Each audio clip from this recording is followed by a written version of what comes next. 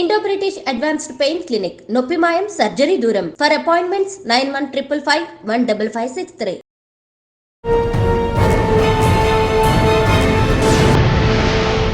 Two wheeler మీద licence తీసుకున్నాను అనమాట. ఫస్ట్ 500కి వెళ్ళారు, తర్వాత పర్మనెంట్ లైసెన్స్ ట్రాక్ బండి తీసుకెళ్ళి ట్రాక్లో నడపాలి. అక్కడ ఒక్కొక్కసారి ఫెయిల్ ఏమనుకో, ఫెయిల్ అయితే మళ్ళీ 3 days తర్వాత మళ్ళీ రీటెస్ట్కి ఫీజు కట్టి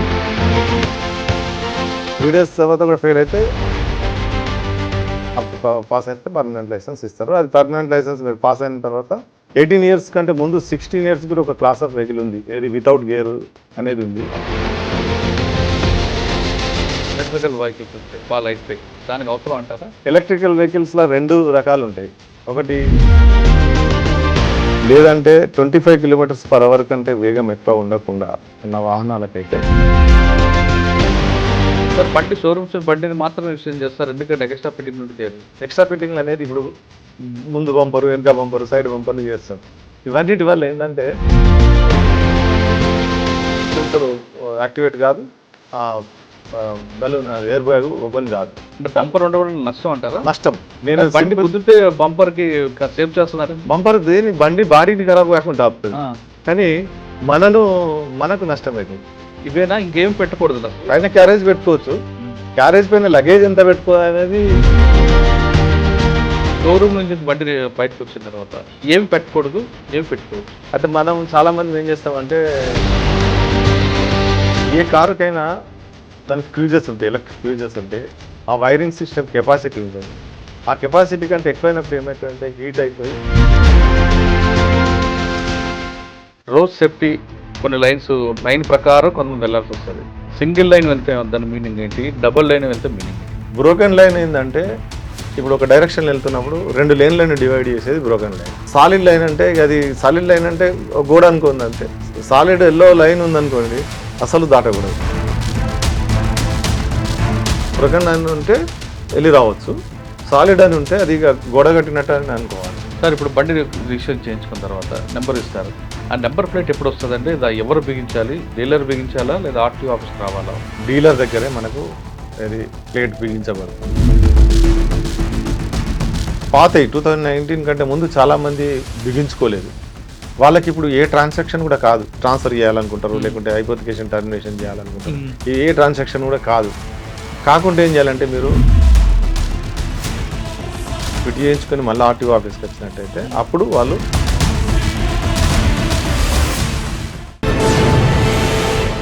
వెల్కమ్ టు ఐడ్రీమ్. సాధారణంగా ప్రతి వ్యక్తి 2 వీలర్ లేని వ్యక్తి ఉండరు, కార్ లేని వ్యక్తులు కూడా ఉండరు. అయితే 2 వీలర్ నడపాలంటే లైసెన్స్ తప్పనిసరి అంటుంది ప్రభుత్వం. అసలు లైసెన్స్ లేని వ్యక్తులకి ఎలాంటి జరిమానా పడుతుంది? లైసెన్స్ తీసుకోవాలని లేని వ్యక్తులు ముందు టెంపరీ తీసుకొని తర్వాత పర్మనెంట్ లైసెన్స్కి వెళ్తారు. లైసెన్స్లో కూడా 2 వీలర్ కార్తో పాటు హెవీ లైసెన్స్ కూడా తీసుకోవాలి. ఈ 3 విషయాలతో పాటు ఒకవేళ మనం 2 వీలర్ కొంటే ఎలా రిజిస్ట్రేషన్ చేయించుకోవాలి, కారు కొంటే ఎలా రిజిస్ట్రేషన్ చేయాలి, లారీలు కానీ ట్రక్స్ కానీ కొనుక్కుంటే ఎలా రిజిస్ట్రేషన్ చేయించాలి, ఇవన్నీ విషయాలు మనతో మాట్లాడడానికి డాక్టర్ పుప్పాల శ్రీనివాసరావు గారు, డిప్యూటీ ట్రాన్స్పోర్ట్ కమిషనర్, హన్మకొండ మనతో ఉన్నారు. గతంలో సార్ రోడ్ సేఫ్టీ మీద రీసెర్చ్ చేసి ఉస్మానియా యూనివర్సిటీ నుండి డాక్టరేట్ పొందారు. ఆయన ఐడ్రీమ్లో కూడా ఇంటర్వ్యూ ఇచ్చి రోడ్లో సేఫ్టీ ఎలాగుంటుంది, రోడ్డు మీద గీతలు ఎందుకు పెడతారు, రోడ్ సేఫ్టీ లేకపోతే ఎలాంటి ప్రమాదాలు జరుగుతాయనే విషయంలో గతంలో కూడా నా ఐడ్రీమ్లో ఇంటర్వ్యూ ఇచ్చారు. ఆ ఇంటర్వ్యూ కూడా చూస్తే చాలామందికి తెలియని విషయాలు తెలుస్తాయి. ఇప్పుడు మన లైసెన్స్ ఎలా తీసుకోవాలి, అదేవిధంగా బండి రిజిస్ట్రేషన్ ఎలా చేయాలి విషయాల్ని సార్ నుండి తెలుసుకుందాం. సార్ నమస్తే అండి. నమస్కారం. పార్ట్ 2 పుప్పాల శ్రీనివాస్ గారితో. సార్ గతంలో మీరు చేసిన ఇంటర్వ్యూ అది బాగా జనాలకు వెళ్ళింది, ఎందుకంటే నాలెడ్జ్ కనిపిస్తుంది. రోడ్ సేఫ్టీ ఏం చెప్తుంది, రోడ్ సేఫ్టీ నిబంధనలు ఏమవుతాయి, సేఫ్టీ మనం పాటించిపోతే మనకు జరిగే నష్టం ఏంటనే విషయాల్ని చాలా క్లారిటీ చెప్పారు. ఇప్పుడు 2 వీలర్ 4 వీలర్ ఆటోలు కానీ 2 వీలర్ కారు లేని వ్యక్తులు ఎవరు లేరు. ప్రతి ఇంట్లో 2 ఉంటాయి, 2 వీలర్ అయితే 3 ఉంటాయి, కార్లు అయితే 2 ఉంటాయి. లైసెన్స్ లేకపోతే జైలు శిక్ష అనేది ప్రభుత్వం ఎప్పుడైతే కఠినం చేసిందో అప్పటి నుంచి ప్రతి వ్యక్తి కూడా లైసెన్స్ మీద దృష్టి పెడుతున్నారు. అసలు లైసెన్స్ తీసుకోవాలంటే మనం ఖచ్చితంగా బ్రోకర్ని ఆశ్రయించాల్సిందేనా, లేదు ఆన్లైన్లో చేసుకోవాలా? అదేవిధంగా ఒక బండి కొనుక్కుంటే రిజిస్ట్రేషన్ ఎలా చేయాలి, ఆన్లైన్లో చేయాలా లేదా షోరూమ్ దగ్గర ముందే డబ్బులు కట్ చేస్తుంటారు, మన దగ్గర 1400 1500 అని బ్రోకర్ కానీ, అది మస్టా? ఫస్ట్ మీ లైసెన్స్ మీద చెప్పండి. ముఖ్యంగా మనకు ఏదైనా వాహనం నడపాలంటే చట్ట ప్రకారంగా డ్రైవింగ్ లైసెన్స్ ఉండాలి. డ్రైవింగ్ లైసెన్స్లో 2 స్టేజెస్. ఒకటి లర్నింగ్ లైసెన్స్, దాని తర్వాత 30 days తర్వాత 30 days అంటే 6 months వ్యాలిడిటీ ఉంటుంది లెర్నింగ్ లైసెన్స్. 30 days తర్వాత నుంచి మనం ఎప్పుడైనా స్లాట్ బుక్ చేసుకొని పర్మనెంట్ లైసెన్స్కి వెళ్ళొచ్చు. అయితే లెర్నింగ్ లైసెన్స్ కావాలంటే మనకు ఎలాంటి విద్యార్థులు అవసరం లేదు, కాకపోతే 18 years ఏజ్ ఉండాలి. ఇప్పుడు గేర్లెస్ లైసెన్స్ తీసుకోండి 18 సంవత్సరాలు నిండి ఉండాలి. దాని తర్వాత మనకు ఒక పర్మనెంట్ అడ్రస్, ఇవి మనకు మెయిన్ ఈ రెండు. అయితే ఫస్ట్ లెర్నింగ్ లైసెన్స్ అప్లై చేసుకోవాలంటే మీరు ఎవరైనా వేరే వాళ్ళ సహకారం పొందాలన్నా అని ఒకటి అడిగారు. ఎవరి సహకారం అవసరం లేదు. అది మన తెలంగాణ ప్రభుత్వంది transport.telangana.gov.in అనే వెబ్సైట్ ఉంది. ఆ వెబ్సైట్లోకి వెళ్ళి మీరు పక్కన for online services click here అనేది ఒకటి మనకు బ్లింక్ అవుతుంటుంది. అందు క్లిక్ చేసినట్టయితే మనకు అక్కడ 64 సర్వీసులు, అంటే ఏ సర్వీస్కు ఆ సర్వీస్, లెర్నింగ్ లైసెన్స్ సర్వీస్కు లెర్నింగ్ లైసెన్స్ సెక్షన్, రిజిస్ట్రేషన్కు రిజిస్ట్రేషన్, ట్యాక్స్కు ట్యాక్స్, ఇవన్నీ కూడా అందులో ఉన్నాయి. 64 సర్వీసులు ఉంటాయి. అందులో లెర్నింగ్ లైసెన్స్ కొరకు మనం అప్లై చేసుకున్నట్లయితే క్లిక్ చేసినట్టయితే మన డీటెయిల్స్ అన్నీ అడుగుతాయి. అడిగిన తర్వాత మనకు ఏ రోజు స్లాట్ కావాలన్నా స్లాట్ కూడా మనం డేటు టైము రెండు చూజ్ చేసుకోవచ్చు. చూజ్ చేసుకున్న తర్వాత మనం అక్కడే ఫీజు కూడా పే చేయొచ్చు. ఫీజు పే చేసిన తర్వాత అంటే 24 గంటల్లో మనం పే చేయకుంటే ఆ స్లాట్ క్యాన్సిల్ అయిపోతుంది. ఒకవేళ మీకు ఆన్లైన్ బ్యాంకింగ్ కానీ గూగుల్ పే అటువంటివి కానీ ఏవి లేవనుకోండి, అక్కడ సేవ్ చేసుకొని అదే నెంబర్ తీసుకెళ్ళి మీ సేవలో మనం అది ఫీ పే చేయొచ్చు. లేదు మీకు ఇంటర్నెట్ లేదు, కంప్యూటర్ లేదు, ఏది లేదు, మీ సేవకి వెళ్ళి మీరు ఈ స్లాట్ కూడా బుక్ చేసుకోవచ్చు. మీ సేవలో కూడా వాళ్ళు బుక్ చేసి ఇస్తారు. అయితే బుక్ చేసుకున్న తర్వాత ఆ రోజు ఏ రోజు అయితే డేట్ వచ్చిందో మనకు ఆ రోజు వెళ్ళినట్టయితే మనం ఆ రోజు అక్కడ మనకు కౌంటర్లో తీసుకుని మళ్ళీ నెంబర్ ఇస్తారు. వెళ్ళి అక్కడ ఇన్స్పెక్టర్ దగ్గర వెళ్ళినట్టయితే లెర్నింగ్ లైసెన్స్ టెస్ట్ ఉంటుంది. ఆ టెస్ట్లో ఏంటంటే మనకు 20 క్వశ్చన్స్ ఉంటాయి. 12 మార్కులు 60% వస్తే పాస్. అయితే 12 మార్కులు మీకు వచ్చిన తర్వాత వెంటనే కంగ్రాచులేషన్స్ పాస్డ్ అంటుంది. సపోజ్ మనం అన్ని కరెక్ట్ చేసి 12 వరకు చేసినాం అనుకోండి, 12 కరెక్ట్ చేసినట్టయితే కంగ్రాచులేషన్స్ అని, మిగతా 8 క్వశ్చన్స్ అడగది. అట్లా 20 లోపల ఎప్పుడు మీకు 12 వస్తే అప్పుడు మీరు కంగ్రాచులేషన్స్ వచ్చి పాస్ అయినట్టు. తర్వాత అక్కడ ఉన్న ఇన్స్పెక్టర్ గారు సర్టిఫికేట్ లెర్నింగ్ లైసెన్స్ ప్రింట్ తీసిస్తారు. అది లెర్నింగ్ లైసెన్స్ తీసుకొని వెళ్ళిన తర్వాత మనము ఎల్ బోర్డ్ అని పెట్టాలి. ఏ వెహికల్ తీసుకున్నా ముంగట వెనక రెడ్ కలర్ తోటి ఎల్ బోర్డు పెట్టాలి. ఎల్ అనేది మనం చాలా సందర్భాలలో ఈ డ్రైవింగ్ స్కూల్ వెహికల్స్ కూడా పెట్టాల్సిందే, 2 వీలర్స్ కైనా పెట్టాల్సిందే, ఇది పెట్టాల్సిందే. 2 కండిషన్స్, ఒకటి ఎల్ పెట్టాలి, రెండోది మన పక్కన డ్రైవింగ్ వచ్చిన వ్యక్తి కూర్చొని ఉండాలి. ఈ 2 కండిషన్స్ తప్పనిసరి. జరగవు కదండి. అదే నేను లెర్నింగ్ లైసెన్స్ తీసుకున్నా కదా అని బండి తీసుకుని వెళ్తా అంటే కాదు. లెర్నింగ్ లైసెన్స్ ఉన్నప్పుడు ఎల్ పెట్టాలి, ప్లస్ పక్కన డ్రైవింగ్ వచ్చిన వ్యక్తి ఎందుకు ఉండాలంటే ఏదైనా ఎమర్జెన్సీలో మనకు ఇన్స్ట్రక్షన్స్ చేయడానికి కానీ లేకుంటే బండిని కంట్రోల్ చేయడానికి కానీ ఉండాలి. ఇది మనకు 30 days టైం తర్వాత పర్మనెంట్ లైసెన్స్కి వెళ్తాం. మళ్ళీ పర్మనెంట్ కూడా మళ్ళీ మనం ఆన్లైన్లోకి వెళ్ళి స్లాట్ బుక్ చేసుకోవాలి. ఆన్లైన్లో కానీ మీ సేవలో కానీ స్లాట్ బుక్ చేసుకున్నట్లయితే ఫీజు కూడా అక్కడే పే చేయొచ్చు. లేదంటే మళ్ళీ మీ సేవలో వెళ్ళి ఒకవేళ మనకు ప్రొవిజన్ లేదు, ఆన్లైన్ ట్రాన్సాక్షన్స్ కానీ లేకుంటే గూగుల్ పే ఇవన్నీ లేకుంటే మళ్ళీ మీ సేవలకు వెళ్ళి మనం ఫీజు పే చేసుకొని మనం అది ఆన్లైన్ అది పర్మనెంట్ టెస్ట్కు ఆఫీస్కి వెళ్ళొచ్చు. అప్పుడే అడుగుతారండి క్వశ్చన్స్. అప్పుడు క్వశ్చన్స్ ఉండవు. ఓన్లీ మనం డ్రైవింగ్ చేసి ట్రాక్లు ఉన్నాయి, దాదాపు అన్ని ఆఫీసులలో ట్రాక్లు ఉన్నాయి. ట్రాక్లో డ్రైవింగ్ చేసి మనం చూపించినట్టయితే దాన్ని బట్టి మన ట్రాక్లో మీరు చెప్తున్నట్లుగా 2 వీలర్ మీద లైసెన్స్ తీసుకున్నాను అనుకోండి, ఫస్ట్ మీరు అన్నట్టుగా వెళ్ళారు, తర్వాత పర్మనెంట్ లైసెన్స్ ట్రాక్ బండి తీసుకెళ్ళి ఆ ట్రాక్లో నడపాలి. రైట్ టు లెఫ్ట్ బ్యాక్ ఇవన్నీ ఉంటాయి. అక్కడ ఒక్కోసారి ఫెయిల్ అయ్యామనుకోండి, ఫెయిల్ అయితే మళ్ళీ 3 days తర్వాత మళ్ళీ రీటెస్ట్కి ఫీజు కట్టి వెళ్ళొచ్చు. అయితే రీటెస్ట్కి అంతకుముందు మనం కట్టినప్పుడు ఏంటంటే application fees plus card fees ఇవన్నీ ఉంటాయి. రీటెస్ట్ అప్పుడు అవన్నీ కాకుండా ఓన్లీ రీటెస్ట్ ఫీజే ఉంటుంది. రీటెస్ట్ ఫీజు ఒక క్లాస్కు 100 రూపాయలు ఎంత ఉంది, కట్టేసి వెళ్ళొచ్చు. 3 days 3 days తర్వాత కూడా ఫెయిల్ అయితే ఆఫ్టర్ 7 days 7 days ఫెయిల్ అయితే మళ్ళీ 30 days ఆగాలి. అట్లా అప్పుడు పర్మనెంట్ లైసెన్స్ ఇస్తారు. అప్పుడు పాస్ అయితే పర్మనెంట్ లైసెన్స్ ఇస్తారు. అది పర్మనెంట్ లైసెన్స్ మీరు పాస్ అయిన తర్వాత 2-3 daysలో ప్రింట్ అయ్యి మీకు దాదాపు 10 days లోపల మీ ఇంటికి పోస్ట్లో వచ్చేస్తుంది. ఇది లైసెన్స్. అయితే 18 years కంటే ముందు 16 years కూడా ఒక క్లాస్ ఆఫ్ వెహికల్ ఉంది, ఏది వితౌట్ గేర్ అనేది ఉంది. అచ్చా. కాకపోతే చట్ట ప్రకారంగా వితౌట్ గేర్ 50cc అని ఉంటుంది. 50cc వెహికల్స్ మనకు లేవు ఇప్పుడు. చాలా మంది అంటే బుక్ చేసుకొని తెలియక కొంతమంది అది 50cc అంటే గేర్లెస్ వితౌట్ గేర్ అనే వరకు ఈ యాక్టివా ఇవన్నీ గేర్ లేకుండా ఉంటాయి కదా, అవన్నీ తీసుకొని వస్తుంటారు. కాకపోతే చట్ట ప్రకారంగా అది చెల్లుబాటు కాదు. సార్ ఇప్పుడు ఎలక్ట్రికల్ వెహికల్స్ వచ్చాయి, బాగా లైట్ వెహికల్స్, దానికి అవసరం అంటారా? ఎలక్ట్రికల్ వెహికల్స్లో 2 రకాలు ఉంటాయి. ఒకటి 250 kilowatts below power, motor power కానీ, లేదంటే 25 km/h కంటే వేగం ఎక్కువ ఉండకుండా ఉన్న వాహనాలకైతే ఎలాంటి లైసెన్స్ కానీ రిజిస్ట్రేషన్ కానీ అవసరం లేదు.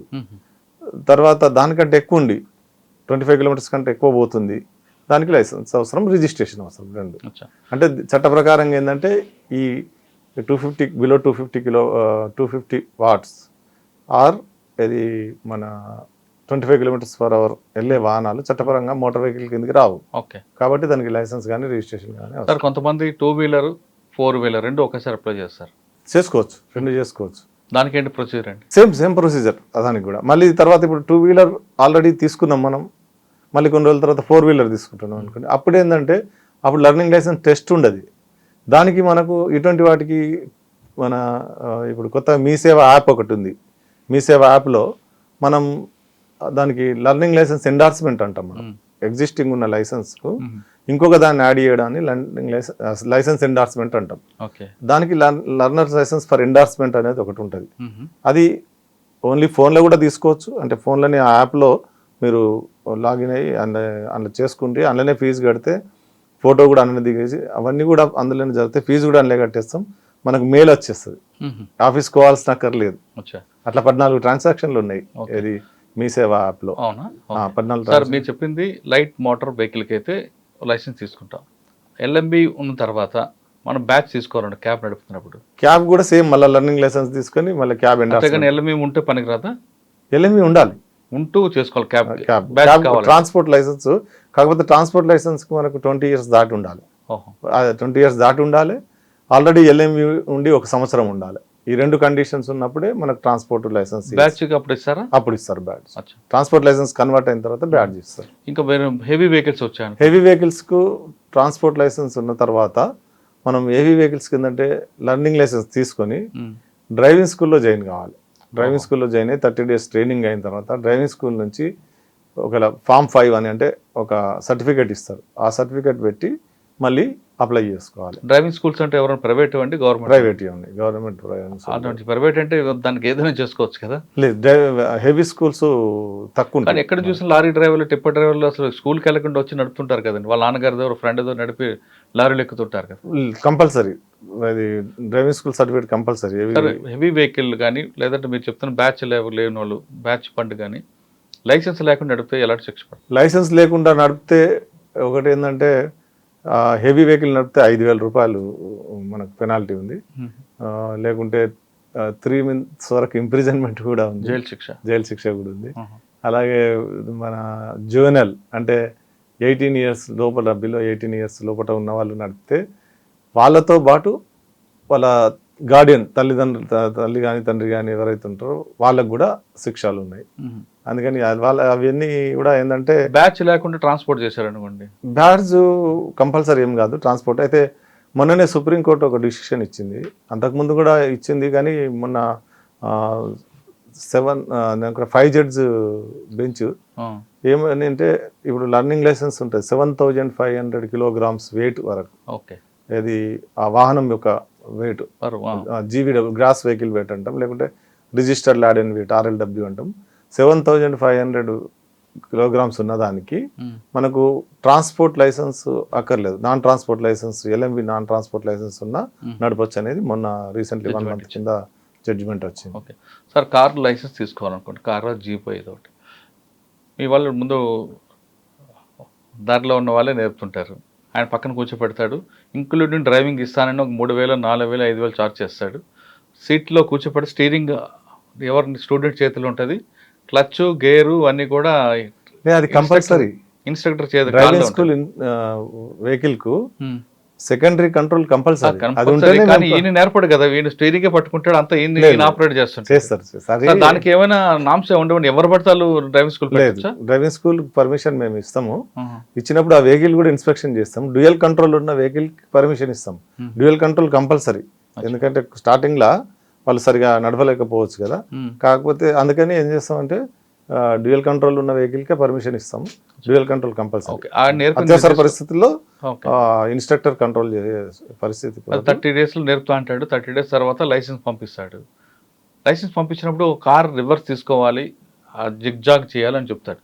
ఒకవేళ ఆ జిగ్ జాగ్ తీసుకున్న క్రమంలో కానీ, కార్ బ్యాక్ తీసుకున్న క్రమంలో కానీ ఆ సైడ్ ఉన్న గోడకి తగిలితే వెంటనే ఫెయిల్ అంటారు. ఫెయిల్ కరెక్టే కదా. కానీ ఆ టైంలో మేము మేనేజ్ చేస్తాం, డబ్బులు తీసుకొని. అవన్నీ తప్పు. చాలా మటుకు ఏంటంటే వీళ్ళు ఏదో కథలు చెప్తారు. వాళ్ళు కూడా బతకాలి కదా, అందుకని వాళ్ళు ఏదో కథలు చెప్పి మనను మసిపూసి మారడికాయ చేసి పైసలు వసూలు చేసే పద్ధతి కానీ, అక్కడ దాన్ని తాకితే కానీ అవి కానీ చిన్న అంటే కొంతవరకు. ఇప్పుడు 100% మార్క్స్ ఎవరికి రావు. 20%, 30%. ఇప్పుడు మనకు పాస్ మార్క్ 35%. కానీ డ్రైవింగ్ శిక్షణలో 35% అనను నేను. 70%, 80% నడపాల. 80%. ఇప్పుడు ఈవెన్ అమెరికాలో కూడా నేను టెస్ట్ ఇచ్చాను. అమెరికాలో కూడా మనకు 4 సెక్షన్స్ ఉంటాయి. ఒక సెక్షన్లో 1 తప్పు అవ్వచ్చు, ఒక సెక్షన్లో 2 తప్పులు అవ్వచ్చు, ఇంకో సెక్షన్ టోటల్ కలిపి 4-5 తప్పుల కంటే ఎక్కువ అవ్వద్దు. అట్లా ఇవన్నీ అంటే ఎగ్జామ్షన్స్ కొన్ని ఉంటాయి. మరీ 100% అంటే ఎవరు కూడా పాస్ కారు. ఒక 2-wheeler కానీ కార్ కానీ కొనుక్కుంటే పేపర్లు మనకి ఇస్తారు. పేపర్లతో పాటు మీకు కావాల్సిన ఫామ్ 5 to 6 ఉంటాయి. కరెక్ట్గా ఐడియా లేదు నాకు. అవి మాకు ఇవ్వండి, మేము వెళ్ళి ఆర్టీ ఆఫీస్కి వెళ్ళి మీరు బండి రిజిస్ట్రేషన్ చేసుకుంటామంటే, లేదు మాకు ఒక వ్యక్తి ఉంటాడు, ఆయనకి కూడా మీరు ఛార్జ్ పే చేయండి, ముందే మనకి ఆ డబ్బులు కట్ చేసి ఒక మనిషికి ఇస్తుంటాడు. ఆయన ద్వారా వెళ్తే తొందరగా అవుతుంది, లేదంటే లేట్గా అవుతుంది అని చెప్తారు. వాస్తవం అంటారా? అయితే మనకు ఫామ్ ఇచ్చినప్పుడు ఫామ్లో ఫామ్ 20, 21, 22B, 22A ఇవన్నీ కూడా ఉంటాయి. దాంతో అవన్నీ కంపల్సరీ ఇవ్వాలి. అందులో ఒకటి ఫామ్ 22 అనేది మనకు మ్యానుఫ్యాక్చరర్ దగ్గర నుంచే వస్తుంది. ఏంటంటే అది రోడ్ వర్తినెస్ సర్టిఫికేట్ అనేది ఒరిజినల్ మ్యానుఫ్యాక్చరర్ నుంచి వస్తుంది. అది కూడా ఇవ్వాలి మనకు. అట్లే ఫైనాన్సర్ తోటి కొన్నట్టయితే 2 కాపీలు, అది ఫైనాన్సర్ సంతకాలు చేసి 2 కాపీలు ఇస్తాడు మనకు.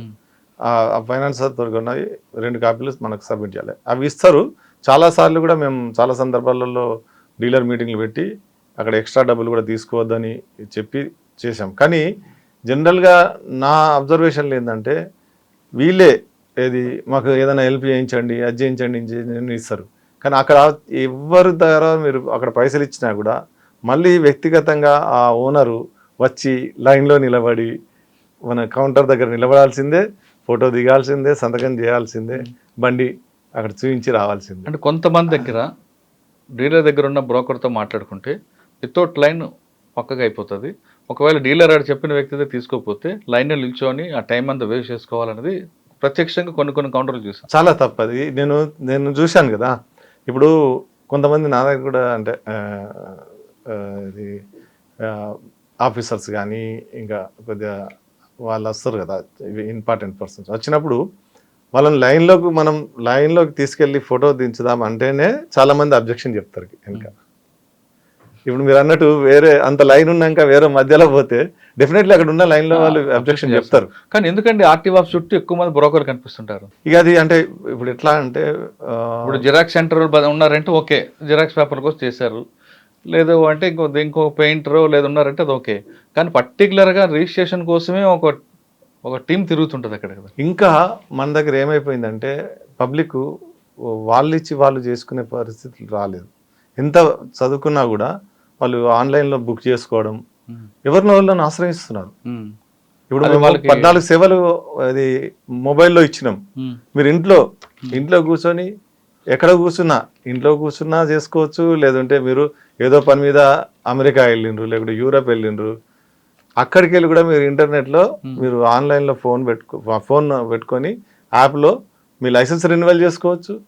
మీ లర్నింగ్ లైసెన్స్ ఎక్స్పైర్డ్ అయితే దాన్ని చేసుకోవచ్చు. ఇవన్నీ కూడా చేసుకోవచ్చు. కానీ అయినా కూడా ఏం చేస్తున్నారు వీళ్ళు, ఎవరు సహాయం కోరుతున్నారు. ఎప్పుడైతే ఇండివిజువల్ మనం మారుతాడో అప్పుడే మనం ఇవన్నీ వ్యవస్థను చక్కగా చేయొచ్చు. అంతేగాని అవసరం కాబట్టి వాళ్ళు కూడా ఉన్నారు. ఇప్పుడు మీ అవసరం ఉండి నా దగ్గరికి వచ్చారు, I will take my own advantage. నేను 4 రూపాయలు సంపాదించిన అడ్వాంటేజ్ తీసుకుంటా. అట్లా మీరు ఆన్లైన్లో చేసుకున్నారు అనుకోండి, ఇప్పుడు మెల్లిమెల్లిగా అలవాటు చేసుకుంటున్నారు. మేము పత్రికలలో ఇస్తున్నాం, ఇంటర్నెట్లో పెడుతున్నాం, ట్విట్టర్లో పెడుతున్నాం. ఇది ఈ సర్వీసెస్ మీరు ఆన్లైన్లో మీ సేవలో అదే ఫోన్లోనే చేసుకోవచ్చు, మీ సేవలో సర్వీసెస్. ఇప్పుడు నాకు ఏం తెలియదు, నేను మీ సేవకి వెళ్ళి అప్లికేషన్ ఫిలప్ చేయమంటే చేస్తాడు ఆయన మీ సేవ అని. అయితే అన్ఫార్చునేట్లీ ఏంటంటే మీరు అన్నట్టు మా ఆఫీస్లో ముందు కొన్ని వాళ్ళే ఉండి వాళ్ళని ట్రాప్ చేయడం, అంటే వచ్చిండు కదా అని నేను చేపిస్తా, నేను చేస్తే తొందర అట్లా ఏం కాదు. మీరు అక్కడ టైము అంత కావాల్సిందే. అక్కడికి వెళ్ళిన తర్వాత అప్లికేషన్ సబ్మిట్ చేయడం, ఫోటో దిగడము, సంతకం చేయడము, దాని తర్వాత మళ్ళీ వెళ్ళి టెస్ట్ చేయడము, లేకపోతే వెహికల్ ఇన్స్పెక్షన్, ఇవన్నీ కూడా ప్రాసెస్ అవుతూనే ఉంటాయి. సార్ ఇప్పుడు 2 వీలర్ కానీ 4 వీలర్ కొన్నాం అనుకోండి, ఆ వ్యక్తి కొన్న వ్యక్తికి కానీ లైసెన్స్ లేకుండా బండి అమ్మేస్తారా? లైసెన్స్ ఉండాల్సిన అవసరం లేదు. ఏదైనా వెహికల్ మనం కొనుక్కునేది ఉంటే లైసెన్స్ ఉండాల్సిన అవసరం లేదు, ఇంత ఏజ్ ఉన్న వ్యక్తి ఉండాల్సిన అవసరం లేదు. కాకపోతే మనకు ఆఫీస్కి వచ్చి సంతకం చేసే సంతకం లేకుండా ఆల్రెడీ ఒక బండి ఉంది అనుకోండి, ఇంకో బండి కొనాలంటే ఇంకో బండి ఉండి మనం ఇంకో ఎక్స్ట్రా బండి ఉంటే సెకండ్ వెహికల్ కింద 2% ట్యాక్స్ మనకు ఎక్కువ పడుతుంది. సార్ ఇప్పుడు పాత బండి అమ్మాను, ఆ బండి నా పేరు మీద ఉందనుకోండి, దాన్ని అమ్మే వ్యక్తికి పేరు ట్రాన్స్ఫర్ చేయాలంటే దానికి కూడా ఛార్జ్ ఉంటుందా? ఉంటుంది. ట్రాన్స్ఫర్ ఆఫ్ ఓనర్షిప్, అదే ఇప్పుడు మన 64 ట్రాన్సాక్షన్స్లో రిజిస్ట్రేషన్ దానిలోకి వెళ్తే ట్రాన్స్ఫర్ ఆఫ్ ఓనర్షిప్ అనేది ఉంటుంది. ట్రాన్స్ఫర్ ఆఫ్ ఓనర్షిప్ అయితే చాలా మంది ఏం చేస్తారంటే మనం అమ్మేస్తాం, మర్చిపోతాం కదా, అమ్మేసి మనం ట్రాన్స్ఫర్ అయిందా లేదా చూసుకోం. మళ్ళీ ఎప్పుడో మనకు గుర్తొచ్చినప్పుడు, లేదంటే దాని మీద ఏదన్నా కేసు అయ్యి పోలీస్ వాళ్ళు రాగానే మనం పరేషాన్ అవ్వడం, ఇవన్నీ. అందుకే జనరల్గా ఏం చేయాలంటే మనం ట్రాన్స్ఫర్ అయిపోయిన తర్వాతనే వెహికల్ హ్యాండ్ ఓవర్ చేయాలి. ఇప్పుడు యూఎస్లో చాలా పట్టుకు ఏం చేస్తామంటే, బండి మీరు అమ్ముతున్నారంటే నేను వెళ్తా, చూసుకుంటా, డబ్బులు పే చేసినాక మీరు నా పేరు మీద ట్రాన్స్ఫర్ అయినాకనే బండి నాకు ఇస్తారు. సార్ మన దగ్గర తీసుకుంటే వెహికల్ ట్రాన్స్ఫర్ అవ్వాలంటే ఎన్ని రోజులు పడుతుందండి? Transfer immediate. మీరు అప్లికేషన్ సబ్మిట్ మీరు మార్నింగ్ చేసిన అనుకోండి, 2 o'clock వరకు మా ఆఫీస్లో అప్లికేషన్స్ తీసుకుంటాం. 2 తర్వాత బ్యాక్గ్రౌండ్ ప్రాసెసింగ్ అయితే అప్రూవల్స్, డిఫరెంట్ 2-3 లెవెల్స్ అప్రూవల్స్ ఉంటాయి. కానీ ఆ వెహికల్ వేరే వాళ్ళకి అమ్మాలి కదండి, ఆయన అమ్మకుండా మనం ట్రాన్స్ఫర్ చేయలేం కదా. అదే అమ్మిన తర్వాత మీరు ఆఫీస్లో ఫామ్స్ సబ్మిట్ చేస్తే అదే రోజు వేరే వాళ్ళ పేరుకి అయిపోతుంది. కానీ మీకు ఆర్సీ రీచ్ అయ్యే వరకు ఒక వారం రోజులు పడుతుంది. కరెక్టే సార్. మీరు ఆన్లైన్ లో చూసుకోవచ్చు. డీలర్ అమ్మాను, డీలర్ నా బండిని వేరే వాళ్ళకి అమ్మితే కదా ట్రాన్స్ఫర్ చేస్తాడు. అదే కదా, డీలర్ కి ట్రాన్స్ఫర్ చేయి. ఇప్పుడు ఏమైతుందంటే ఇక్కడ డీలర్ అట్లే పెట్టుకుంటాడు. ఎందుకు? ఈ ట్రాన్సాక్షన్ ఖర్చులు ఎవరు పెట్టుకోవాలి ఒకటి. రెండోది మనకు అంటే ఒకరి మీద ట్రాన్స్ఫర్ అయిపోతే అది సెకండ్ హ్యాండ్, థర్డ్ హ్యాండ్ అని మనం లెక్క పెట్టుకుంటుంటాం. ఆల్రెడీ 2 చేతులు మారింది, 3 చేతులు మారింది అంటాం. కాబట్టి అందుకని వాళ్ళు ఏం చేస్తారంటే ఇంకో క్లయింట్ వచ్చే వరకు అట్లే పెడతారు. అది తప్పు.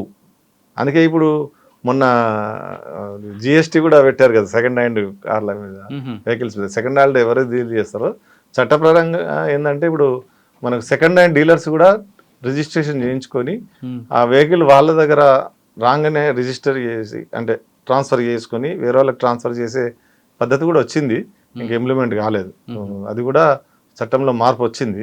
డీలర్స్ కూడా సెకండ్ హ్యాండ్ కార్ డీలర్స్ కూడా రిజిస్టర్ చేసుకొని వాళ్ళు ట్రాన్సాక్షన్స్ కూడా, అంటే వాళ్ళు జిఎస్టీ పే చేయాలి.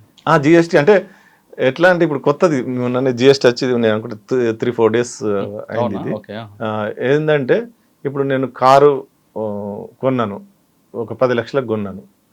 కొంటే ఒక 2 ఏళ్ళు వాడుకున్నాను. డిప్రిషియేషన్ ఒక 10% డిప్రిషియేషన్ పోయినట్టుంది.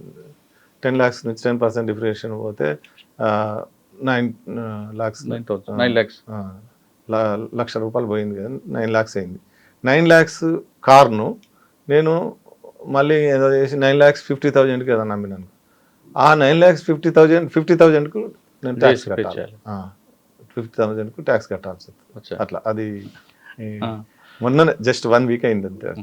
సార్ మీరు వెహికల్స్ ఆటో కూడా తీసుకుందాం, ఆటో కూడా సేమ్ ప్రొసీజర్, రిజిస్ట్రేషన్ ప్రొసీజర్ అన్నిటికీ. అయితే ముఖ్యంగా మనం ఒక పాయింట్ ఇక్కడ మర్చిపోయినాం. ఏంటంటే ఎప్పుడైతే మీరు కొత్త వెహికల్ కొంటారో, కొత్త వెహికల్ కొన్నప్పుడు అక్కడే డీలర్ దగ్గరే మీరు అన్ని ఫీజులు పే చేస్తారు.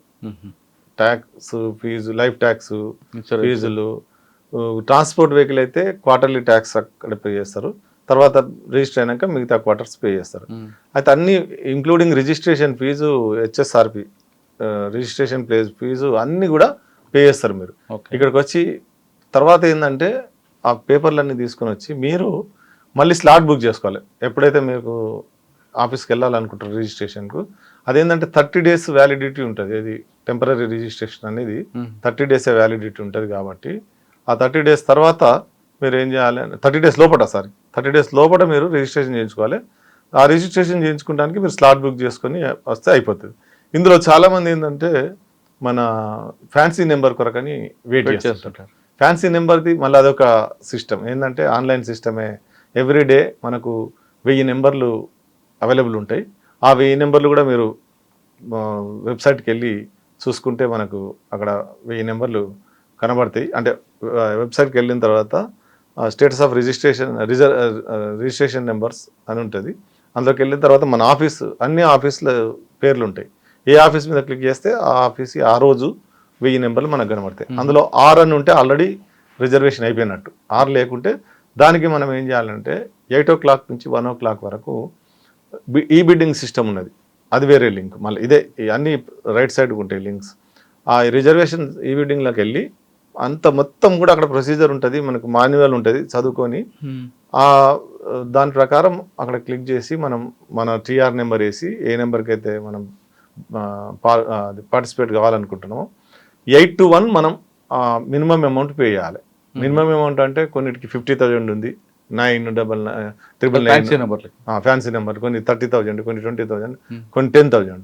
ఏ నెంబర్ లేని దానికైతే 5,000 ఏమో కారుకు, 2,000 మోటార్ సైకిల్కు. అదేం చేయాలంటే మనం పే చేయాలి ఫస్ట్ 1 లోపల. 1 లోపల పే చేసిన తర్వాత 2 o'clock మనకు మెసేజ్ వస్తుంది. ఏంటంటే ఒకరుంటే అలాట్ అయిపోతుంది. ఒకరికంటే ఎక్కువ ఉంటే మనకు అప్పుడు మీకంటే ఇంకా 4 పార్టిసిపెంట్స్ ఉన్నారు, 5 పార్టిసిపెంట్స్ ఉన్నారు, మీరు బిడ్డింగ్లో పాల్గొనండి అని వస్తుంది. అది 2 to 4 months ఓకే, 2 నుంచి 4 వరకే ఆ టైం ఉంటుంది. ఈ 2 to 4 మధ్యలో కంపల్సరీ వేయాలి మనం, లేకుంటే ఫస్ట్ వేసిన పైసలు మనకు తిరిగి రావు. అది కూడా ఎంత, మినిమం 10,000 నెంబర్ ఉందనుకోండి 10,000 వేయాలి. 20,000 నెంబర్ ఉంటే మినిమం 20,000 పైన వేయాలి. 20,000 కంటే తక్కువ వేస్తే మీరు తక్కువ వేసింది ప్లస్ ముందు వేసింది 2 పోతాయి. ఫస్ట్ కట్టిన 20,000 పోతాయి, తర్వాత 18,000 19,000 కట్టింది అనుకోండి. కొంతమంది ఫ్యాన్సీ నెంబర్ 9999 6666 అని తీసుకుంటారు సినిమా హీరోలు లేదా కొంత బిల్డర్స్. అంత డబ్బులు వస్తాయండి ఫ్యాన్సీ నెంబర్లో, లక్షలు వేలం పాడుతుంటారు. ఈ మధ్యలో చాలా మంది కూడా అదే కాదు, కొన్ని నెంబర్లు చెప్తే ఆశ్చర్యపోతారు. 1269 టోటల్ 9 వస్తుంది. మొన్న మా దగ్గర 20,000 ఏమో పోయింది. అట్లా అంటే ఆ నెంబర్ కొరకు ఒకరోజు ఎంతమంది వస్తారో దాన్ని బట్టి వాళ్ళ ఇంట్రెస్ట్. జూనియర్ ఎన్టీఆర్ ఎక్కువగా ఫ్యాన్సీ నెంబర్ మీద ఉంటారట కదండి. చాలా మంది ఉంటారు, అంటే ఎవరెవరు సెలబ్రిటీస్ అంతా కూడా. మీ సర్వీస్లో ఎక్కువగా డబ్బులు పట్టి వేలం పాటలో పాడిన వాళ్ళు ఎవరు ఫ్యాన్సీ నెంబర్లో? అంటే నేను ఆఫీస్లో, ఖైరతాబాద్ ఆఫీస్లో వస్తారు వీళ్ళంతా. నేను ఆఫీస్లో చేయలేదు ఇప్పుడు. కానీ ఎప్పుడు చూసిన పేపర్లో జూనియర్ ఎన్టీఆర్, నాగార్జున ఇద్దరు కనపడుతుంటారు కదా. చాలా మంది వాళ్ళు ఉంటారు, మన ఇండస్ట్రియలిస్టులు. సార్ ఆ ఫ్యాన్సీ నెంబర్లో అయిపోయిందండి, నెంబర్లో అయింది. నెంబర్ ప్లేట్ వచ్చిన తర్వాత, రిజిస్ట్రేషన్ అయిన తర్వాత, ఫ్యాన్సీ నెంబర్ అలాట్ అయిన తర్వాత ఈ ఫ్యాన్సీ నెంబర్ మనకు 15 days వరకే. 15 days తర్వాత మళ్ళా పోకుంటే 15 days లోపల రిజిస్ట్రేషన్ చేసుకోకుంటే ఈ నెంబర్ మళ్ళీ బ్యాక్ వెళ్ళిపోతుంది. మళ్ళీ బిడ్లోకి వస్తుందా? మళ్ళీ అంటే బ్లాక్ అయిపోతుంది, ఇక మళ్ళీ మనం యూజ్ చేసుకోలేము. ఎందుకంటే రిజిస్ట్రేషన్ ఎందుకు చేసుకోరు? నెంబర్ పాడిన తర్వాత 15 days లోపల చేసుకోవాలి. చేసుకోరు అన్న లిమిటేషన్ ఉంది అది. అట్లా కాదండి, 15 రోజుల్లోగా నెంబర్ పాడా 15 రోజులు రిజిస్ట్రేషన్ చేసుకోవాలి. 15 రోజుల్లోపు రిజిస్ట్రేషన్ కూడా చేయించుకునే ఉంటారా? ఉంటారు. కొంతమంది ఏంటంటే తెలక బిజీలు ఉండి చేయించుకోరు, జరుగుతాయి అట్లా కూడా. కొంతమంది ఏం చేస్తారు, మనం తిరిగి వస్తాంలే అని ఫారిన్ టూర్ ఏటో పోతారు, వచ్చి చేయించుకుందాంలే అనుకుంటారు, అక్కడ మళ్ళీ ఎక్స్టెన్షన్ చేస్తారు, రాలేకపోతారు.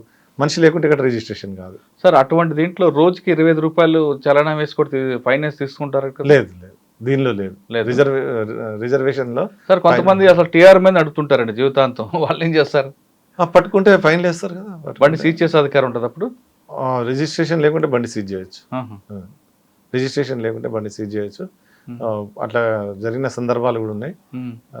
ఎంత ఫైన్ ఎంత పడుతుంది? బండి టీఆర్ తో నడుపుతుంటాడు జీవితాంతం, అది 1000-2000 కంటే ఎక్కువ ఉండేది. అంటే బండి సీజ్ చేసే అధికారం లేదు. సీజ్ చేస్తాం కూడా, అంటే వితౌట్ డాక్యుమెంట్స్ ఫస్ట్ బండి సీజ్ అయిపోయింది. కొంతమంది 5 సంవత్సరాలు 6 సంవత్సరాలు టీఆర్ 207 కింద without documents, motor vehicle act section 207 కింద ఏదైతే డాక్యుమెంట్స్ చూపించాడో, రిజిస్ట్రేషన్ కానీ పర్మిట్ కానీ లేకుంటే బండి సీజ్ చేసే అధికారం అధికారులకు ఉంది. రవాణా శాఖ అధికారులకు కానీ పోలీస్ అధికారులకు. ఓకే, అది కూడా ఉందా? ఉంది. 15 రోజుల లోపల మళ్ళీ స్లాట్ బుక్ చేసుకుని రిజిస్ట్రేషన్కి రావాలి, బండి తీసుకొని రావాలి. బండి చూపించిన తర్వాతనే అక్కడ ఉన్న ఇన్స్పెక్టర్ డాక్యుమెంట్స్ ప్రకారం, మా సిస్టమ్ ప్రకారం ఇంజన్ నెంబర్, చార్జెస్ నెంబర్ ఉన్నాయా లేదా చెక్ చేసి, ఇంకేమైనా ఎక్స్ట్రా ఫిట్టింగ్స్ ఉంటే చేయరు. అవి బంపర్లు అవి ఇవి ఫిట్ చేసుకొని వస్తారు. సార్ బండి షోరూమ్స్ బండిని మాత్రం విషయం చేస్తారు, ఎందుకంటే ఎక్స్ట్రా ఫిట్టింగ్ ఉంటే చేయరు. ఎక్స్ట్రా ఫిట్టింగ్లు అనేది ఇప్పుడు ముందు బంపరు, వెనక బంపరు, సైడ్ బంపర్లు చేస్తారు. ఇవన్నిటి వల్ల ఏంటంటే కొన్ని సిస్టమ్స్ ఏదైతే సేఫ్ సిస్టమ్స్ ఉన్నాయో మనకి, SRS అంటే secondary resistance systems, air bag, ఇవన్నీ కూడా పనిచేయాయి. ఏదైతే సెన్సర్ పనిచేయాల్సిందో ఆ సెన్సర్ ఏమవుతుందంటే ఆ సెన్సిటివిటీ, ఇప్పుడు బంపర్ ఉండడం వల్ల ఆ బంపర్ కొద్దిగా రెసిస్టెన్స్ చేస్తుంది. సపోజ్ మనకు ఒక 10 kg ప్రెషర్ పడితే మనకు అది ఏది సెన్సర్ యాక్టివేట్ అవుతుంది అనుకోండి. ఈ 10 kg ప్రెషర్ కంటే ఎక్కువ పడితే బంపరే రెసిస్ట్ చేస్తుంది. బంపర్ రెసిస్ట్ చేయడం వల్ల సెన్సర్ యాక్టివేట్ కాదు, బలూన్ ఎయిర్ బ్యాగ్ ఓపెన్ కాదు. అంటే బంపర్ ఉండడం నష్టం అంటారా? నష్టం.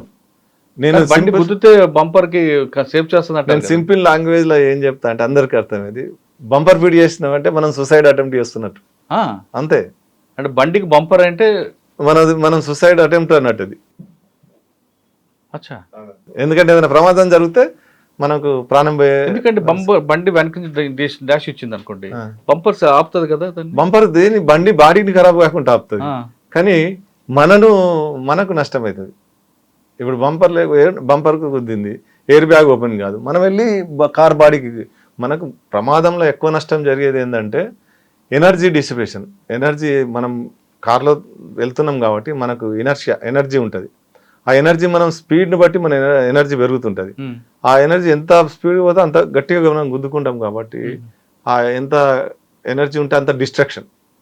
ఆ డిస్ట్రక్షన్లో మనకు ఎయిర్ బ్యాగ్ ఉంటే ఏమవుతుందంటే మధ్యలో ఎయిర్ బ్యాగ్ వచ్చి ఆ ఫ్రాక్షన్ ఆఫ్ సెకండ్లో మనకు అది ఓపెన్ అవుతుంది. అది మనం దానికి వెళ్తాం, గుద్దుకుంటాం. అట్లే సైడ్ కర్టెన్స్ కూడా వచ్చినాయి. ఇప్పుడు లేటెస్ట్ దానిలో 16 ఎయిర్ బ్యాగులు, 6 ఎయిర్ బ్యాగులు, దాన్ని మనం అంటే మోడల్ని బట్టి, కాస్ట్ని బట్టి అన్ని బ్యాగులు ఉంటాయి. అందుకే ఇవన్నీ కూడా ఓపెన్ కావు. సైడ్ కూడా మనకు సైడ్ బంపర్స్ కూడా పెడతారు సైడ్ కు. ఇవన్నీ అంటే సైడ్ దిగడానికి ఒక స్టెప్ పెడుతున్నాం కదండి. అదే అది సైడ్ కు మనకు డ్యామేజ్ కాకుండా అని పెడతారు. ఇవన్నీ కూడా మనకు నష్టపరిచేటి. అందుకే బాడీకి కారుని కాపాడితే మనం కాదు ఈ బంపర్లన్నీ. ప్రమాదం జరిగినప్పుడు ఆ బంపర్లు కారును కూడా కాపాడాయి. నిజానికి అంత పెద్ద ప్రమాదం జరిగినప్పుడు బంపర్లు కారును కూడా కాపాడాయి. మనం చూస్తున్నాం కదా పెద్ద పెద్ద యాక్సిడెంట్లలో లేటెస్ట్ వెహికల్స్ కూడా. అంటే నిన్న వోల్వో ప్రమాదం జరిగింది ఎక్కడ, బెంగళూరులో. మొత్తం లారీ వచ్చే దాని మీద పడింది కదండి. ప్రపంచంలో వోల్వో కార్లు అంత సేఫ్ ఏవి కార్లు లేవని నానుడి. అంటే ఏదైనా సేఫ్టీ ప్రికాషన్ తీసుకుంటారంటే ఫస్ట్ వోల్వో నుంచే చాలా మటుకు వచ్చినాయి. అయితే లారీ వచ్చి దాని మీద పడ్డది మొత్తం. అది అల్యూమినియం రాడ్స్ లారీ. మరి ఆ వెయిట్ అట్లా మొన్న 6 చనిపోవడం.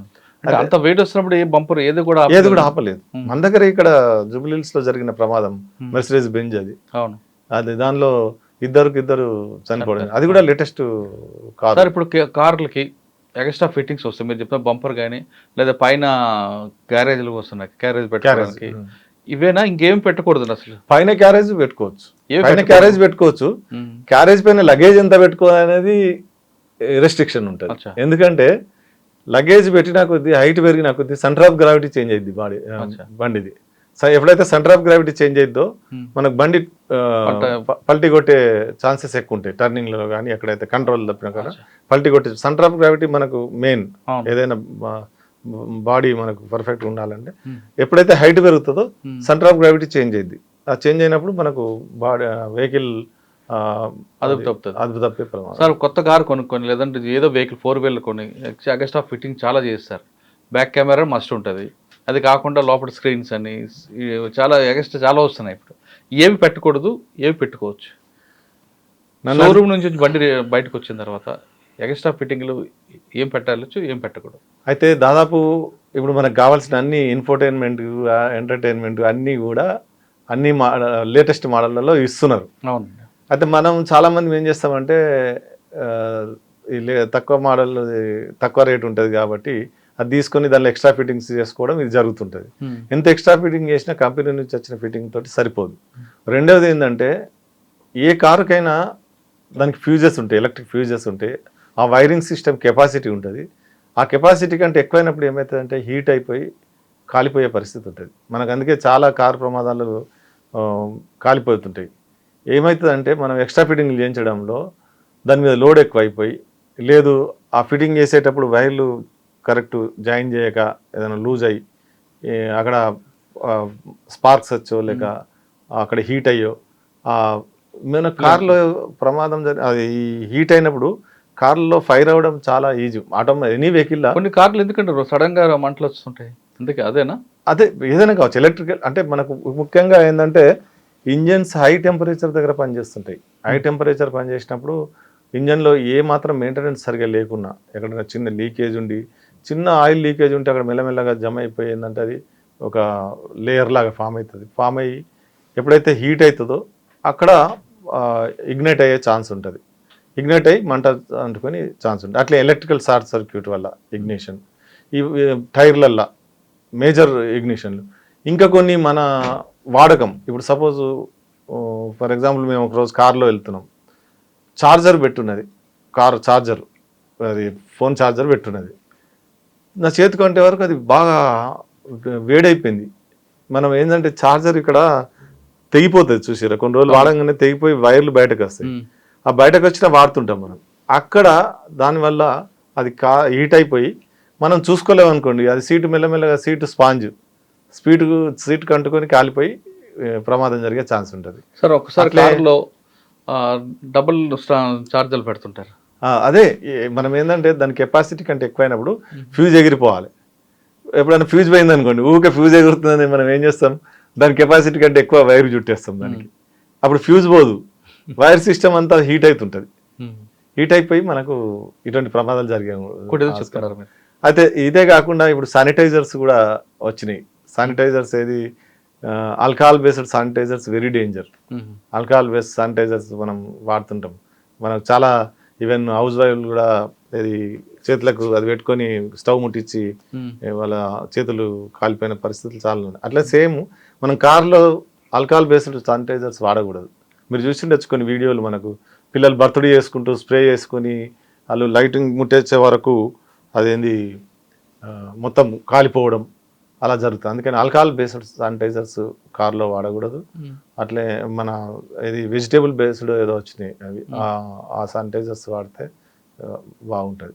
కార్లలో అట్లే కొంతమందికి సిగరెట్ ముట్టించడం అలవాటు కార్లలో, ఇవన్నీ కూడా జాగ్రత్తలు తీసుకోవాలి. కార్లో కొంత సిగరెట్ తాగుతుంటారు కదా, తాగుతుంటారు. అది కొట్టరాదు యాక్చువల్లీ. కార్లో మందు కొట్టకూడదు. డ్రైవింగ్ చేస్తూ కదా, కార్ ఆపి కొట్టరాదు. Public place, it is a public place. Car is playing ఇంట్లో పెట్టుకొని, కార్ ఇంట్లో ఈజ్ ప్రైవేట్ ప్లేస్, ఇంట్లో పెట్టుకొని కార్లో.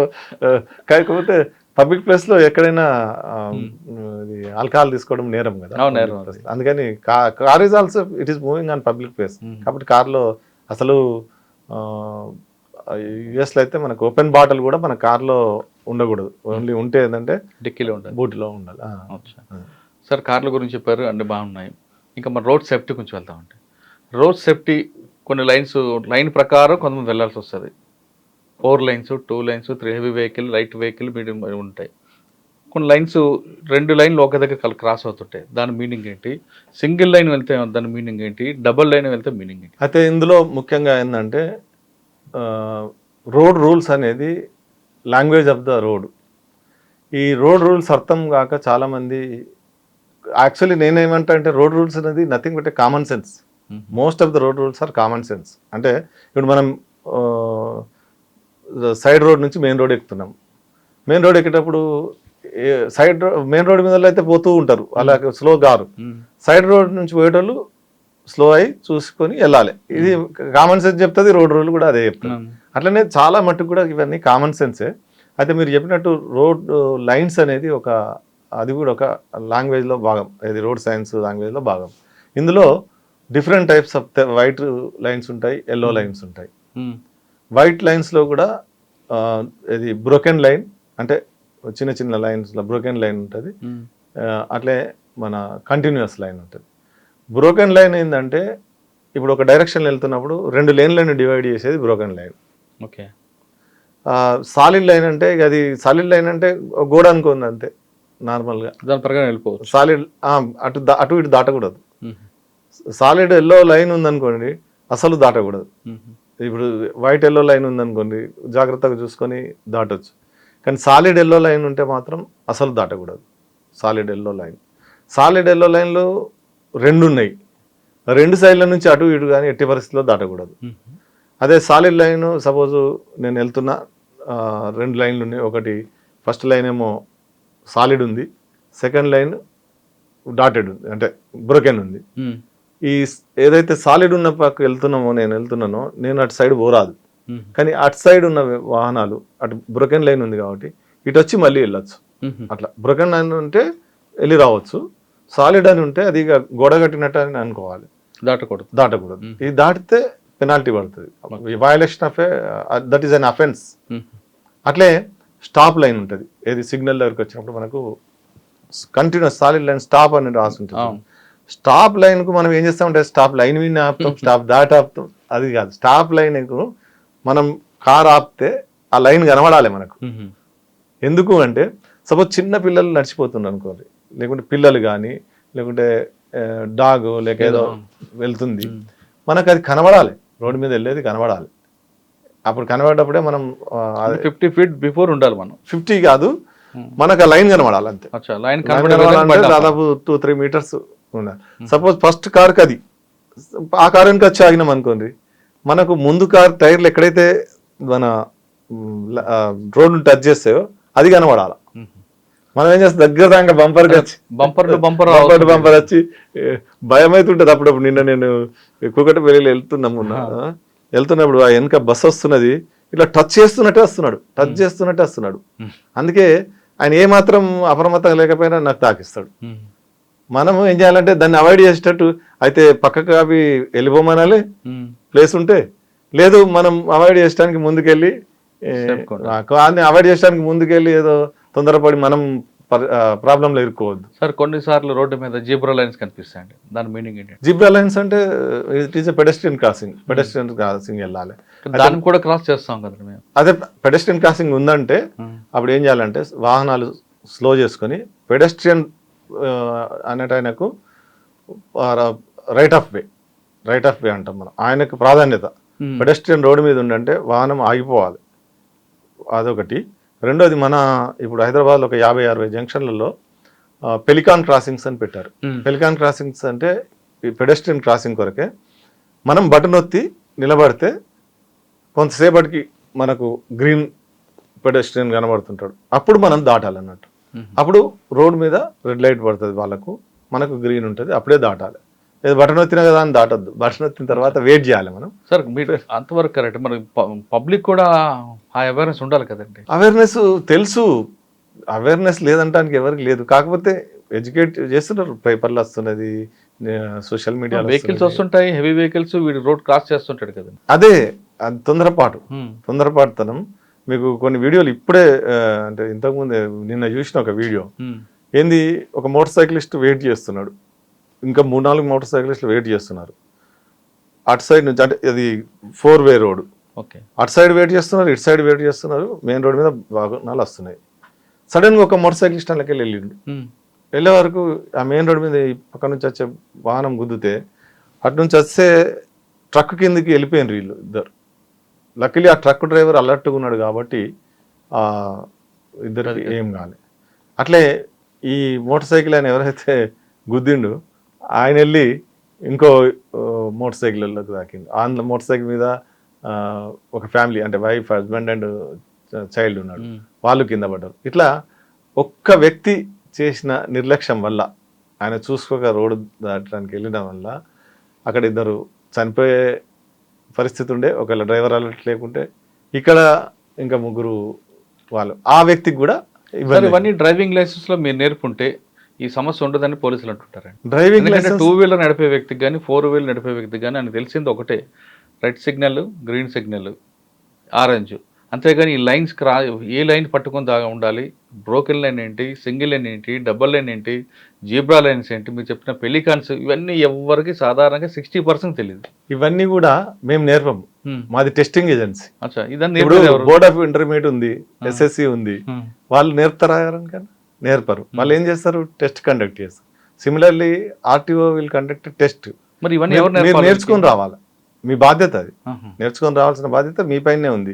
కాకపోతే అయినా కూడా మేము స్కూళ్ళకి వెళ్ళి చెప్తున్నాం. ఇప్పుడు మా గౌరవ రవాణా శాఖ మంత్రులు పొన్నం ప్రభాకర్ గారు చొరవ తీసుకొని 52 స్కూళ్ళల్లో ఇది పార్కులు పెడుతున్నాం, చిల్డ్రన్ పార్కులు అనేది స్టార్ట్ చేస్తున్నాం. స్కూళ్ళ నుంచి ఎడ్యుకేషన్ చేయాలని చెప్తున్నాం.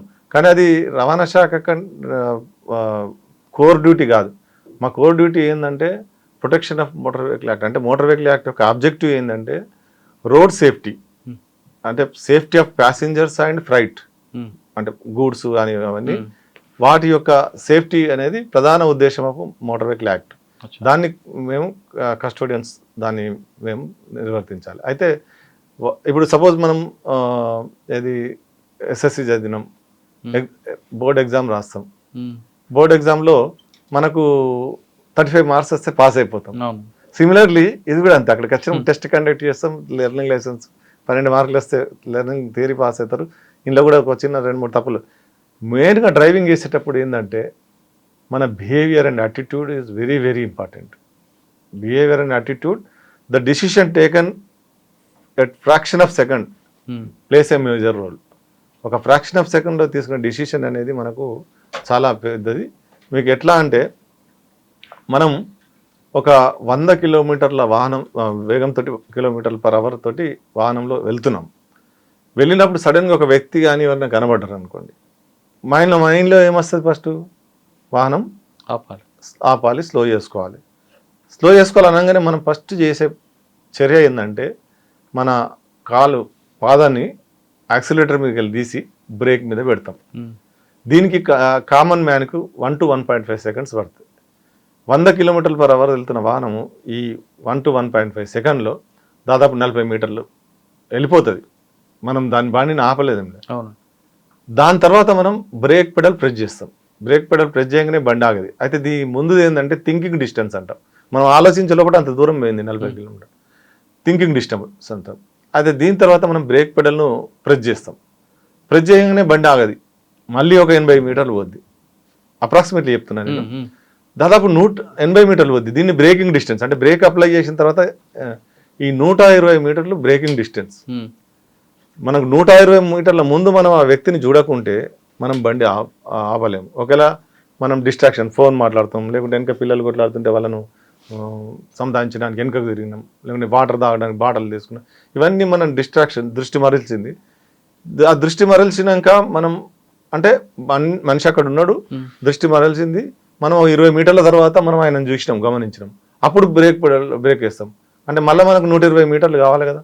120 మీటర్లు మనం బ్రేక్ దొక్కరా ఆయన గుద్ది ఆ 20 మీటర్లు మనం వెళ్తాం. అందుకే మనం చాలా సందర్భాలలో ఏంటంటే గుద్దినాక 200 మీటర్లు తీసుకుపోయింది, 300 మీటర్లు తీసుకుపోయింది మనిషిని అని అంటుంటాం. జనరల్గా కామన్గా ఏంటంటే యాక్సిడెంట్ జరిగినప్పుడు డ్రైవరు ఆలోచన కూడా ఏమైతుందంటే బ్రేక్ కొట్టాలన్నా యాక్సిలరేటర్ వస్తుంటాడు. అందుకే మనకు యాక్సిడెంట్ అయినప్పుడు గర్రమని బండి రైజ్ అవుతుంటుంది.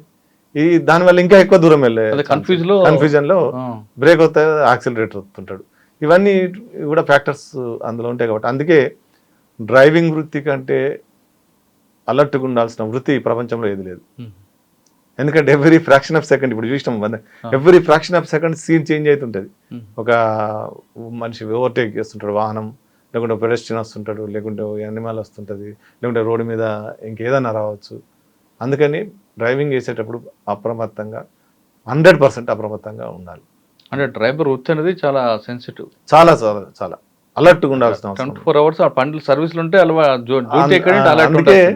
కంటిన్యూస్ వింటూ చేసుకుంటే కంటిన్యూస్ గా 2 hours కంటే ఎక్కువ డ్రైవింగ్ చేయొద్దు అంటారు. కంటిన్యూస్ 2 hours చేయొద్దు. 2 hours చేసి 2 hours చేయాలి. 2 hours తర్వాత మనకు గ్యాప్ ఇచ్చి మళ్ళీ చేయాలి. లేకుంటే ఏంటంటే ఫ్యాటిగ్ తోటి మనం చూస్తాం చాలా మీటింగ్లలో, దానిలో ఎస్పెషల్లీ లంచ్ తర్వాత చాలా మంది 30% మంది ఇట్లా మెడల్ పడేస్తుంటారు. ఎందుకంటే వాళ్ళ స్ట్రెస్ తోటి ఆటోమేటిక్గా వాళ్ళ బాడీ రెస్ట్ కోరుకుంటారు. అట్లే స్టీరింగ్ మీద కూడా మనకు పడినప్పుడు కళ్ళు ఇట్లా వాలిపోతుంటాయి, ఆయుధింపులు అంటాం చూడండి, అట్లా వస్తుంటాయి. అప్పుడు మనం ఏం చేయాలి, బండి పక్కకు ఆపుకొని కొద్దిసేపు విశ్రాంతి తీసుకొని మళ్ళీ స్టార్ట్ చేయాలి. లేదంటే స్టీరింగ్ మీద పడుకొని బండి ఎటో వెళ్ళిపోతుంది, మనకు ప్రమాదం జరిగే ఛాన్స్. లాంగ్ జర్నీ చేస్తున్న బస్ డ్రైవర్లు కానీ ట్రక్ డ్రైవర్లు చేస్తుంటారు, ఎవరి 2 hours ఆగరే వాళ్ళు. ఆగాలి లేకుంటే అందుకే ఇప్పుడు లాంగ్ జర్నీ బస్సులలో ఇద్దరు డ్రైవర్లు ఉంటారు. వాళ్ళు కొన్ని దగ్గర ఉంటారు, కొన్ని దగ్గర ఉండట్లేదండి. చాలా మట్టుకుంటారు. ఎందుకంటే వాళ్ళు కూడా 2 గంటలకి ఆపరండి, కనీసం 4 hours అయిన తర్వాత మీరు అన్నట్టు ఏం చేస్తున్నారంటే ఇద్దరు డ్రైవర్లను పెడితే ఒకరు 15 days పని చేస్తారు, ఒకరు 15 days పని చేస్తారు, ఇట్లా చేస్తున్నారు. కానీ అది తప్పు. 2 hours బ్రేక్ అనేది ఎక్కడ కనపడదు, మినిమం 4 hours ఉంటుంది. 2 hours బ్రేక్ చేయాలి. అట్లే కంటిన్యూస్ అంటే 10 hours కంటే ఎక్కువ ఒక డే ఇలా చేయకూడదు. ఇవన్నీ కూడా ఉన్నాయి. యాక్ట్ చెప్తుంది మనకు. కానీ యాక్ట్ ఎక్కడ ఇంప్లిమెంట్ కాదు కదండి, పేపర్ మీద. యాక్ట్ ఇంప్లిమెంటేషన్ అంటే చెప్తా ఒకటండి, యాక్ట్ ఇంప్లిమెంటేషన్ అంటే మనమే చట్టాన్ని గౌరవించాల్సిన వ్యక్తి మనమే. మన సిస్టంలో అదొక ఏదైనా మేనేజ్ చేసుకోవచ్చు అని ఒక భావన ఉంది కదండి. మేనేజ్ అంటే ఇక్కడ వేరే దాంట్లో మేనేజ్ చేసుకోవచ్చాము, కానీ ఇక్కడ ఒకసారి తప్పు జరిగితే ప్రథమంగా మనకి డ్యామేజ్ అవుతుంది. ఏది ప్రమాదం జరిగినప్పుడు మనతో పాటు ఇతరులకు కూడా డ్యామేజ్ అయ్యే పరిస్థితులు. అది ఆ కామన్ సెన్స్ తక్కువ మంది ఉంది కదా. కామన్ సెన్స్ అదే ఇక్కడ మన దేశంలో ఒక విచిత్ర పరిస్థితి ఏంటంటే, ఫైన్ పెంచితే మనం ధర్నాలు చేస్తాం. ఫైన్ పెంచితే ధర్నా చేయడం ఎందుకు? తప్పు చేయొద్దు మనం. ఇప్పుడు మనం తప్పు చేయకుంటుంటే అయిపోయి మనకేం ఫైన్ వర్తించదు కదా. అది ఆలోచించట్లేదు ఎవరు. చాలా మంది ఫైన్లు పెంచుతున్నారు, ఫైన్లు వేస్తున్నారు. ఫైన్ ఎందుకు వేస్తారు? తప్పు చేస్తాం, మనం తప్పు చేసినప్పుడు వేస్తాం. ఆ తప్పు చేయకుండా ఉంటే అయిపోతుంది. తప్పు చేయకుండా ఉంటే చాలా మనతో పాటు ఇతర రోడ్డు యూజర్లు కూడా క్షేమంగా ఉంటారు. అందుకనే దయచేసి అందరినీ కోరుకునేది ఏంటంటే, ఎవరి వాళ్ళు అదేంటి రూల్స్ పాటించి, ముఖ్యంగా మోటార్ వెహికల్ డ్రైవింగ్ రెగ్యులేషన్స్ 2017 అని ఉన్నాయి. అది చాలామందికి తెలియదు. మోటార్ వెహికల్ డ్రైవింగ్ రెగ్యులేషన్స్ 2017 మనం ఏ గూగుల్లో కొట్టినా వస్తాయి. అవి మనం అందులో 40 రెగ్యులేషన్స్ ఉంటాయి, అన్నీ కలిపి స్టార్టింగ్ నుంచి ఎండింగ్ వరకు 40 రెగ్యులేషన్స్ ఉంటాయి. ఆ 40 రెగ్యులేషన్స్ చదువుకొని అర్థం చేసుకొని ప్రతిదీ ఉంటుంది అందులో. యూటర్న్ తీసుకోవాలంటే ఎట్లా, రెడ్ లైట్ దగ్గర ఎట్లా, రైట్ టర్నింగ్ తీసుకోవాలంటే, లెఫ్ట్ టర్నింగ్ తీసుకోవాలంటే ఎట్లా, ఎమర్జెన్సీ వెహికల్స్కు దేనికి ప్రిఫరెన్స్, ఇప్పుడు ఫైర్ ఇంజన్, అంబులెన్స్, పోలీసు వాహనాలు వెళ్తుంటే దేనికి ప్రిఫరెన్స్ ఇవ్వాలి ఫస్ట్, ఇవన్నీ కూడా అందులో పొందుపరిచి ఉన్నాయి. అవన్నీ కూడా దయచేసి అందరూ అర్థం చేసుకుని, అంటే చదువుకొని, అందులో హిందీ, ఇంగ్లీష్ ఉంటాయి 2. ఒకవేళ తెలుగు కావాలంటే నేను ట్విట్టర్లో పెట్టున్నా, ఫేస్బుక్లో పెట్టున్నా, ఎక్కడ కూడా చదువుకోవచ్చు నా ట్విట్టర్ హ్యాండిల్లో కానీ. సార్, లైసెన్స్ రెన్యూవల్ చేయించుకోవాలంటే ఏం చేయాలండి? లైసెన్స్ రెన్యువల్ కూడా ఎట్లాగా అయితే లైసెన్స్ మనం తీసుకునేటప్పుడు రెన్యువల్ కొరకు సేమ్ వెబ్సైట్కి వెళ్ళి మనం స్లాట్ బుక్ చేసుకొని వెళ్ళాలి. అదే 40 years లోపటైతే మనం ఇది మెడికల్ సర్టిఫికేట్ మనమే సైన్ చేసి ఇవ్వచ్చు. 40 years దాటితే ఎనీ ఎంబీబీఎస్ డాక్టర్ తోటి Form 1A సంతకం తీసుకొని పోవాలి. రెండవది ఏంటంటే, ఇది కూడా మీ సేవ యాప్ ఫోన్ యాప్లో, ఆండ్రాయిడ్ అండ్ ఐఫోన్ యాప్లలో ఉన్నాయి. ఆఫీస్కు పోకుండా మీరు అందులోనే ఫోన్లోనే మీరు ఇది రెన్యువల్కి అప్లై చేయొచ్చు. రెన్యువల్కి అప్లై చేసినప్పుడు ఫోటోని అందులో అడుగుతుంది. ఫీజు పేమెంట్ చేయొచ్చు. ఫీజు పేమెంట్ చేసిన తర్వాత మీకు ఆటోమేటిక్గా రిసిప్ట్ వస్తుంది. రిసిప్ట్ వచ్చిన నెక్స్ట్ డే అప్రూవ్ అయిపోతుంది ఆటోమేటిక్గా. నెక్స్ట్ డే మీకు మన ఆర్టీఐ వ్యాలెట్లో మనం చూసుకోవచ్చు. ఒక 10 రోజులలో మీకు కార్డు ఇంటికి వచ్చేస్తుంది. అట్లే రెన్యువల్ ఒకవేళ సంవత్సరం దాకా మీరు చూసుకున్నట్టయితే, అంటే ఎక్స్పైర్ అయిపోయి 1 year దాటింది, 1 year దాటితే మళ్ళీ లెర్నింగ్ లైసెన్స్ తీసుకోవాలి. దానికి కూడా మీరు ఈ మీ సేవ యాప్, టెలిఫోన్ యాప్లో తీసుకోవచ్చు, లేకుంటే స్లాట్ కాకపోతే దీనికి ఎల్ఎల్ అప్లై చేసేటప్పుడు జాగ్రత్తగా, ఎల్ఎల్ ఏంటంటే ఎల్ఎల్ ఫర్ ఎక్స్పైర్డ్ డిఎల్ అని ఉంటుంది. అక్కడ కింద ఫ్రెష్ కాకుండా దీనికి టెస్ట్ ఏమి ఉండదు. ఎల్ఎల్ ఫర్ ఎక్స్పైర్డ్ డిఎల్ ఉంటుంది. అది ఆన్లైన్, అదే మీ సేవ యాప్లో ఫోన్లో తీసుకోవచ్చు, ఆఫీస్కి వచ్చి తీసుకోవచ్చు. తీసుకొని దానికి నెక్స్ట్ డేనే మనం స్లాట్ బుక్ చేసుకొని మళ్ళీ టెస్ట్కి అపేర్ అయ్యి మళ్ళీ పర్మనెంట్ లైసెన్స్. సార్, ఇంకొక విషయం, సాధారణంగా మీరు చెప్పినట్లుగా మైనర్కి అయితే లైసెన్స్ ఎవరు, మేజర్ అబౌట్ 18 years, దీనికి ఏమైనా పీరియడ్ ఉందా? 60 years కానీ ఎప్పుడైనా అప్లై చేసుకోవచ్చా?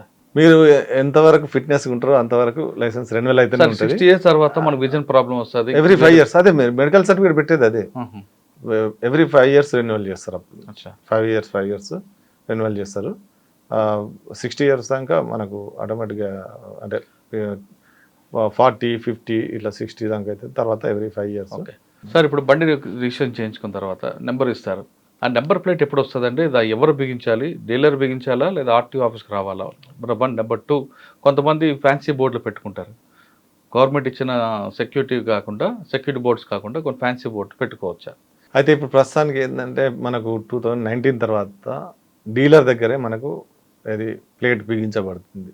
ఎప్పుడు మీరు వచ్చి కొన్న తర్వాత ఆర్టీఓ ఆఫీస్కి వచ్చి నెంబర్ అప్లై అదే రిజిస్ట్రేషన్ ప్రక్రియ చేయించుకున్న తర్వాత నెంబర్ అలాట్ అయినాక ఒక వారం లోపల డీలర్ దగ్గరికి ప్లేట్ వస్తుంది. మీరు ఎక్కడైతే కొన్నారో ఆ డీలరే మీకు ప్లేట్ ఫిట్ చేయిస్తాడు.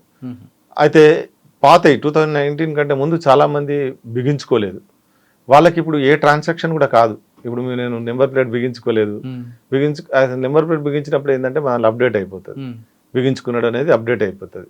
బిగించినప్పుడు అప్డేట్ చేస్తారు. అది కాని వాళ్ళకి ఇప్పుడు ఏ ట్రాన్సాక్షన్ కూడా మీరు ట్రాన్స్ఫర్ చేయాలనుకుంటారు, లేకుంటే హైపోథికేషన్ టర్మినేషన్ చేయాలనుకుంటారు, ఏ ట్రాన్సాక్షన్ కూడా కాదు. కాకుండా ఏం చేయాలంటే మీరు ఆర్టీఓ ఆఫీస్కి వెళ్ళినట్టయితే మీ నెంబర్ ప్లేట్ ఏ డీలర్ దగ్గర ఉందో చెప్తారు వాళ్ళు.